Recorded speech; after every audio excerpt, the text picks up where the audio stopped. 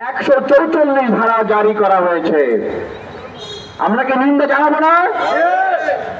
আমরা নিন্দা জানাচ্ছি। আমরা দেখছি গণ অধিকার পরিষদের কেন্দ্রীয় সভাপতি ওনাকে এখন নিরাপত্তা দিতে হচ্ছে সেনাবাহিনীকে।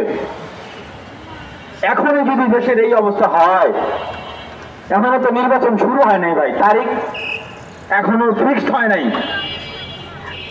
এখনই যদি এই অবস্থা হয় তাহলে নির্বাচনের সময় কি অবস্থা হবে? এই প্রশাসন কি পারবে নিরাপত্তা দিতে? না, যে 300 আসনে ইলেকশন হবে 300 আসনে জরুরি অবস্থা ঘোষণা করে দিবে নাকি?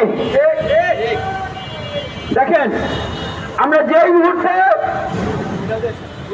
গণ অধিকার পরিষদের সভাপতি নুরুল হক সহ ছাত্র যুবক শ্রমিক গণ অধিকারের নেতা কর্মীদের উপরে চাঁদাবাজি সন্ত্রাসীদের হামলার প্রতিবাদ জানাচ্ছি, সেই মুহূর্তে লন্ডনে আমাদের মাননীয় প্রধান উপদেষ্টা ডক্টর মোহাম্মদ ইউনূস সাহেব এবং বাংলাদেশ জাতীয়তাবাদী দলের ভারপ্রাপ্ত চেয়ারম্যান মহোদয় জনাব তারেক রহমানের মিটিং চলছে না?